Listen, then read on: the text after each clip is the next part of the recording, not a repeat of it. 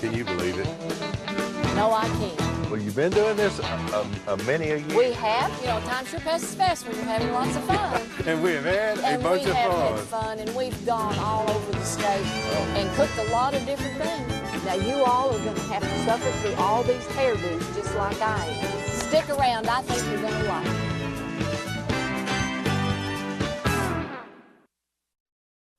it. Lots of people have their own recipe for duck jambalaya. In January of 2003, Phyllis Spear with the Arkansas Game and Fish Commission showed us how she makes it in her kitchen. My nasal radar tells me that you got something going here, and I can see it's something. Duck. What's that? Duck? That's duck. Yeah. Duck jambalaya. Duck jambalaya. You ever had jambalaya? Yep, had jambalaya. Well, I bet you never had any like this. I bet I haven't either. Well, let me tell you what we've done so far. I waited on you as long as I could, and then I decided, well, I got to get this going if we're going to eat today. Oh, thank you, Phil. You're welcome. So I've browned a pound of sausage, just regular sausage, and then I've taken, this is actually about 3 wood ducks. And I've taken about 3 of those, breasted them out, and then took the legs and the breast and just browned that. Then in this oil, I have chopped up onions, green and yellow peppers, green onions. You want those green onions because those little tops, garlic, celery, and parsley. Somebody got a washcloth? Yep. And what we're going to do is just cook this in this skillet until it gets soft. And then I'm going to show you all the rest of the magic ingredients. Okay. Okay, John, you better get back in here to see what we've done.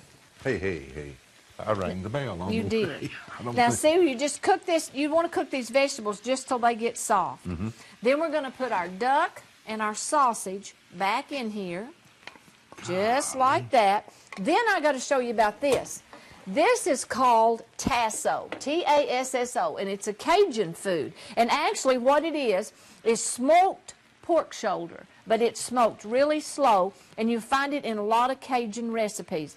I have some friends that bring it to me, and it's excellent. I use it for beans and all kinds of things like that. But if you can't get this, just use some smoked ham. Just take some smoked ham and chunk it up like that. Tasso. Tasso. Smoked pork shoulder. Yep. And I see some streaks of fat in there, but it's not not as fat much. No, and it flavors it so very good. Oh, man, does it. So we're going to just stir all that. Does all jambalaya have duck in it? Now, this is Phyllis's jambalaya. I don't know about, Actually, no, we're looking, when I was sort of researching, most of what I found had chicken in it. Some chicken, turkey, and it's like that. But I thought duck would be good. I did find a couple of duck jambalaya recipes, but mostly chicken. But, this is just something I made up yesterday.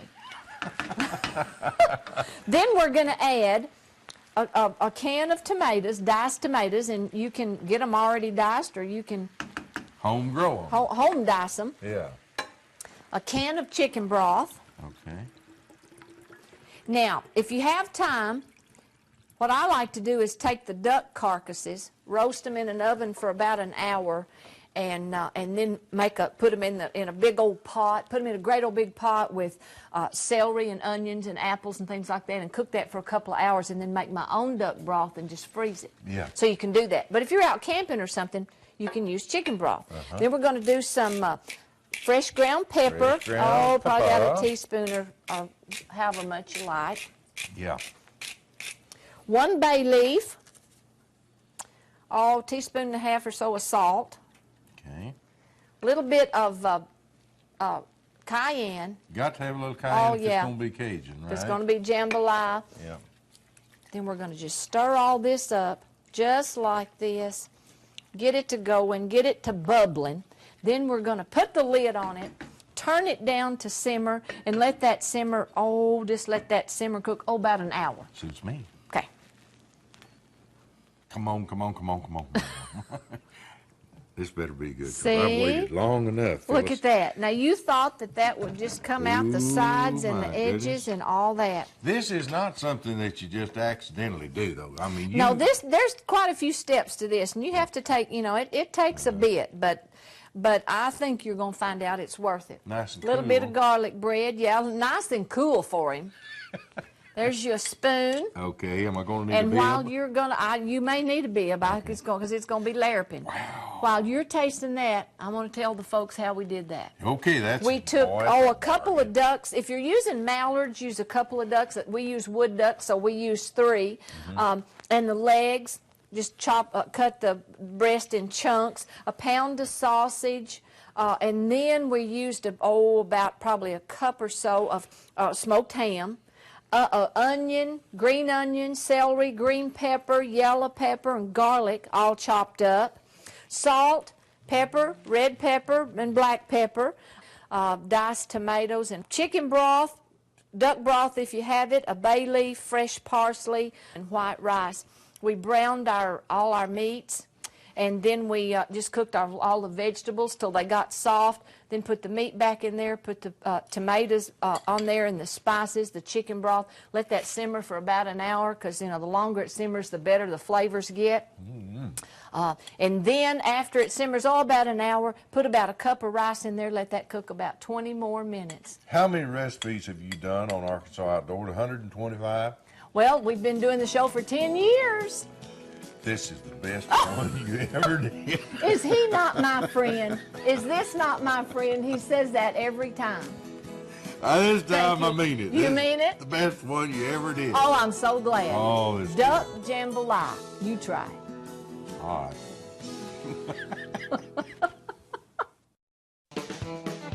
Coming up next on Cooking on the Wild Side. Everybody's heard of a fruit called pawpaw. I'm not too sure everybody knows what a pawpaw is, but Phyllis Spear knows. She's with the Arkansas Game and Fish Commission, and she knows how to make pawpaw nut bread. 2, 1, 2, 3. Picking up pawpaws, put them in your pocket. Oh, John. Oh, John. I don't think I've ever been the same. That's all I know of that song. We are cooking pawpaws now. The cooking part's good. Just don't pay attention to the singing part, okay? What is a pawpaw? A pawpaw, first of all, this was the only pawpaw leaves I could find left that were just about on the ground, ready to fall down for the winter. A pawpaw is a tree, sometimes grows to about 30 or 40 feet, down by the water, usually by the river. We have them along the White River. I have a neighbor that has a pawpaw patch. Yeah. And he called me one day and said, "You want some pawpaws?" And I said, "Oh, yeah." And so I go down. And the thing about pawpaws that you have to remember is you don't pick them off the trees, but it's a fruit, and they're about this long. They're like persimmons. You let them fall. They've got to hit the ground. And like persimmons, naturally. Yeah, they don't have that. They don't have that bitter taste like persimmons. They really taste like a tropical fruit, but they get this really great flavor. And this is actually the pulp. See what the pulp looks like, and smell that. See how tropical that smells? That is nice. Oh, it's wonderful. I make muffins, and we're going to make pawpaw nut bread today, just like banana nut bread.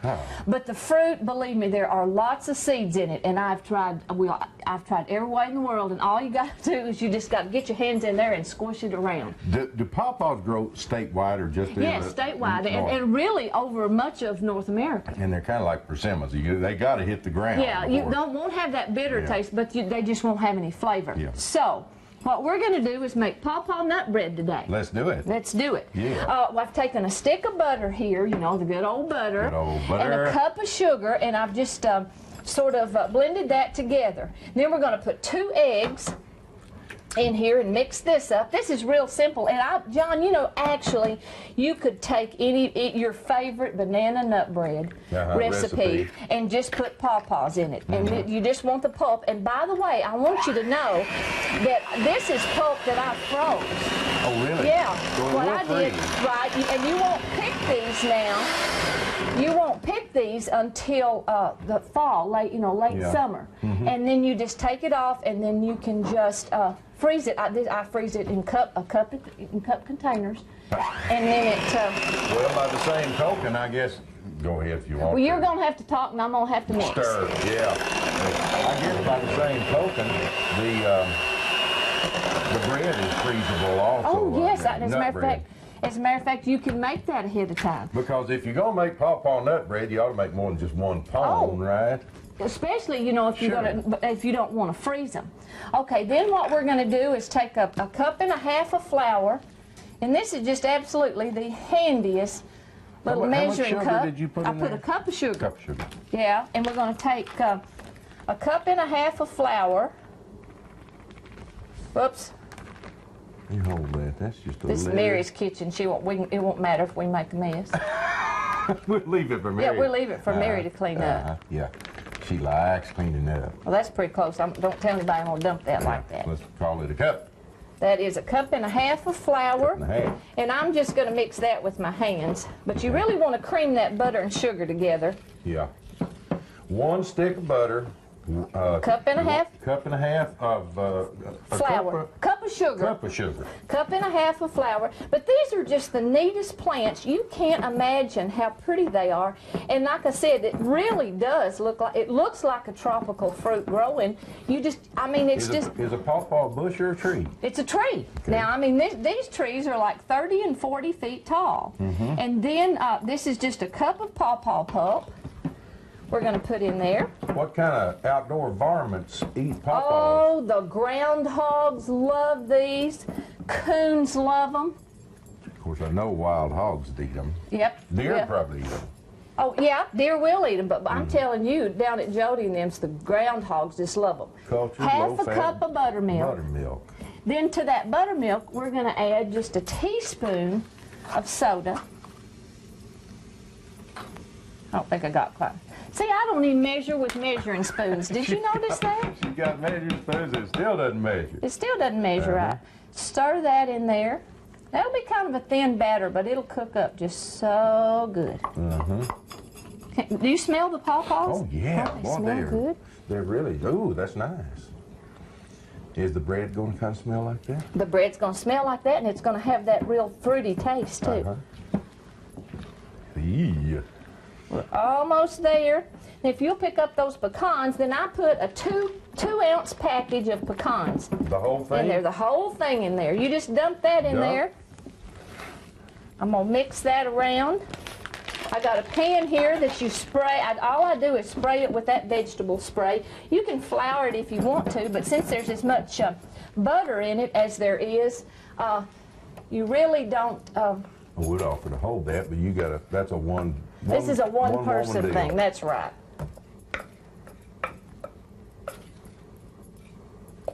That's all there is to it. We're going to shake that around. I'm going to put that in the oven.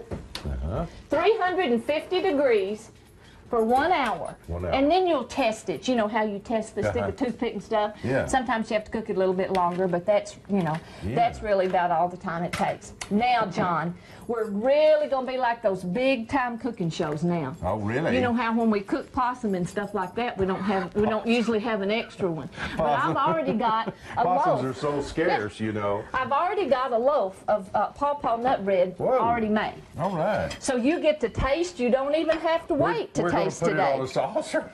We're even going to put it on a saucer. Oh, I mean, we are big look at time here. today. Our out of town. Well, that's kind of pretty. Yeah. Uptown, see, with the nuts in it.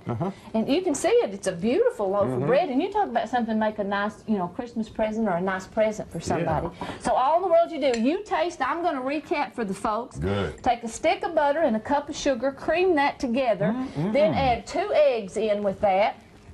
After you get that mixed in, add a cup and a half of flour. And then add a teaspoon, put a teaspoon of baking soda in a half cup of buttermilk. Mix that in, dump about a 2-ounce package of pecans.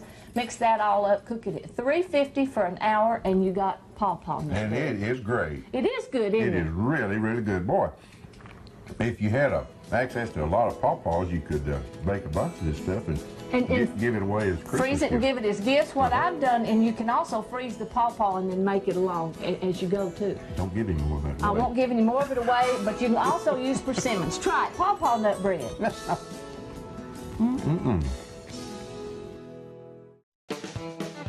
Coming up next on Cooking on the Wild Side. It was the month of May. It was 1994, and Phyllis Spear with the Arkansas Game and Fish Commission showed us how to do crispy fried fish. Is it great to be in the Arkansas outdoors?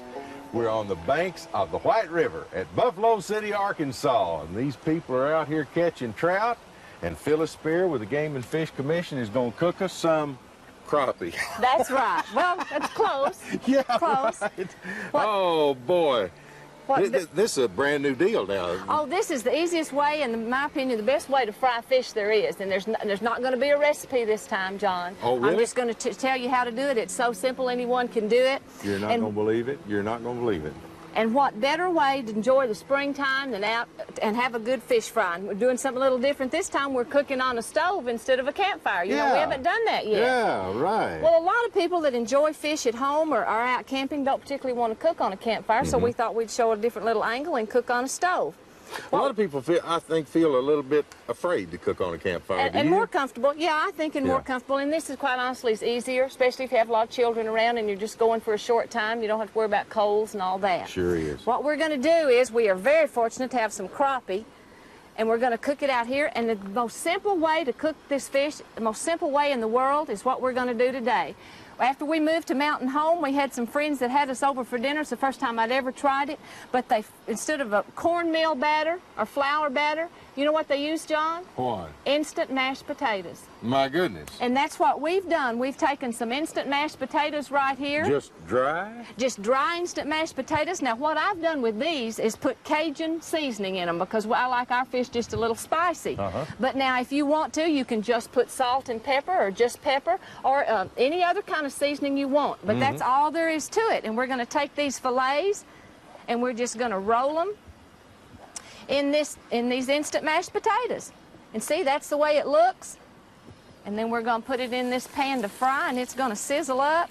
Looks like crappie fillets to me. Oh, it's just wonderful. Well, is it going to have a potato flavor? It just has, it cooks just to a golden brown and has a real crispy flavor, but you can't really say that it tastes like potatoes per se, but it just has a wonderful taste. I have never had anything like this before. I hadn't either until... But you know what? That honest truth is, this occurred to me a while back. I wonder what it would be like to roll some of these things in instant mashed potatoes. Well, it's wonderful, and you're going to get a chance to try it today because it is really good. Okay.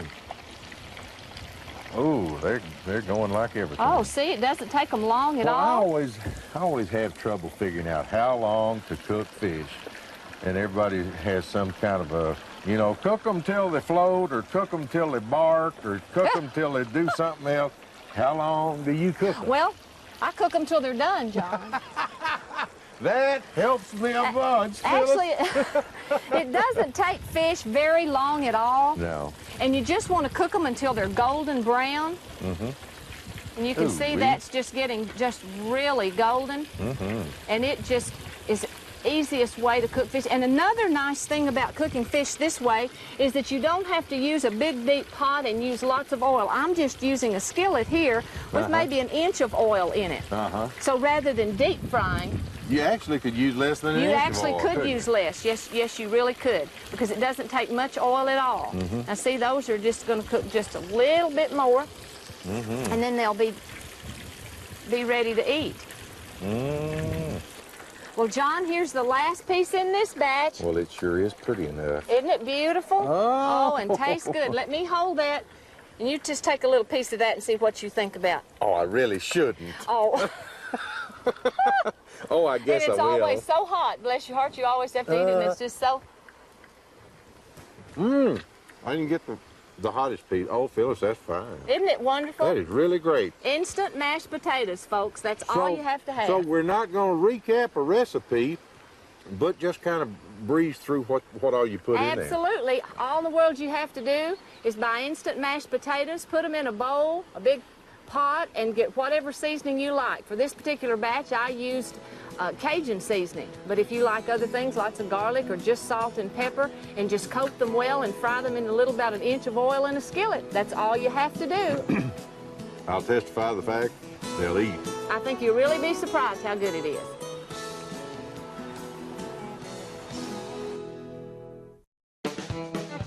Coming up next on Cooking on the Wild Side.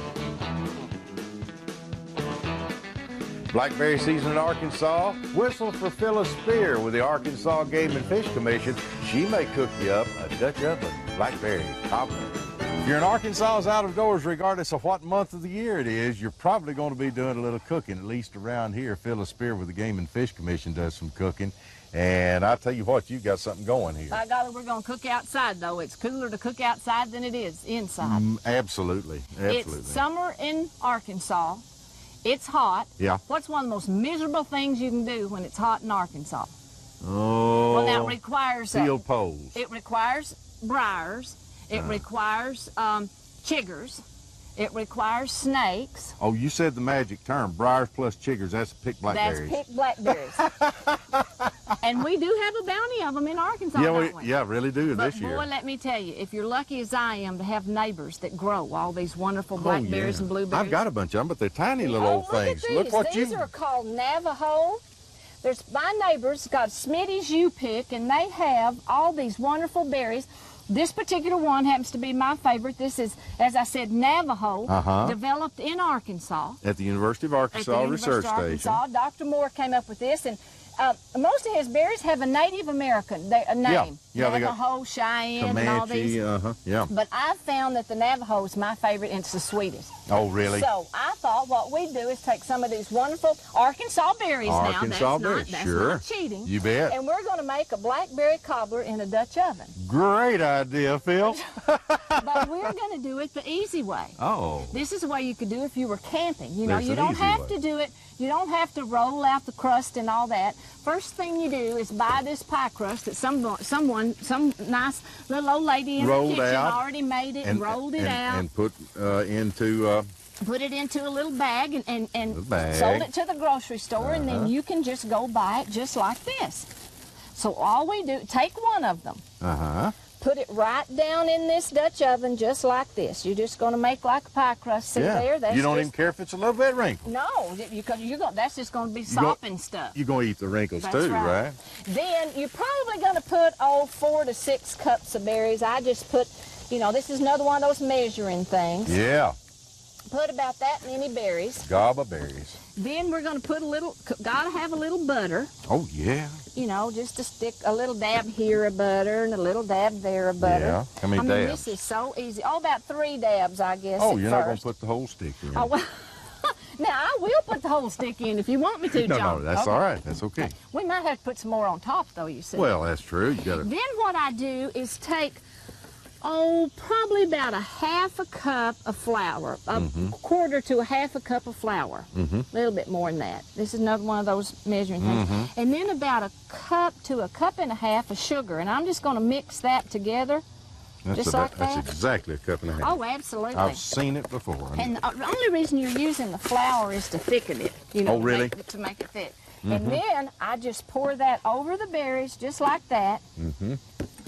And then I add, probably, they're going to make their own juice. But I like to add a little bit of water, so I probably add maybe a half a cup of water. That's just to kind of keep it from burning up top, right? I mean, the very first thing. And, the flour's going to thicken it. Yeah, too. sure.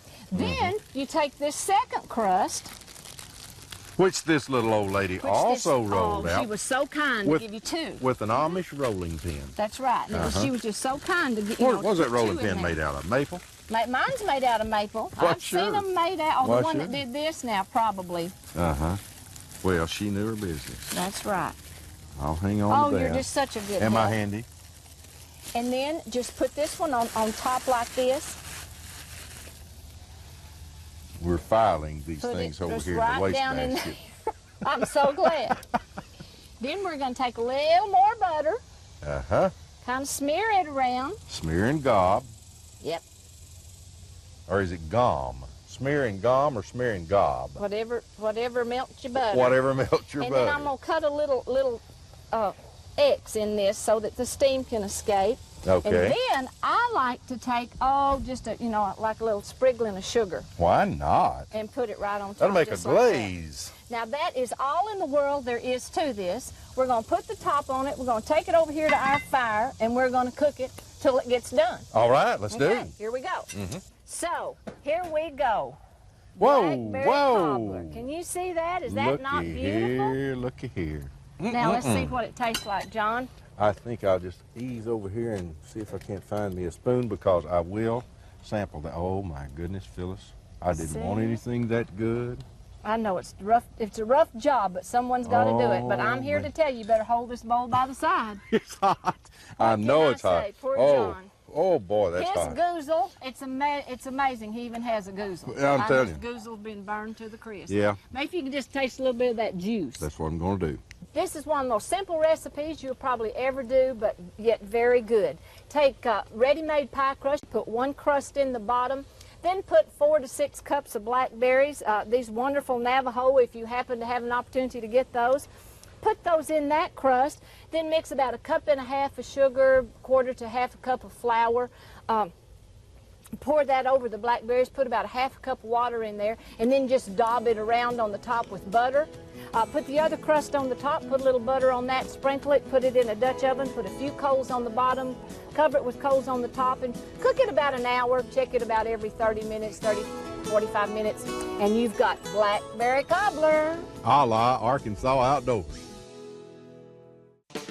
Cooking on the Wild Side featured recipes are available on the web at aetn.org/Cooking on the Wild Side, or by calling AETN Viewer Services 1-800-662-2386.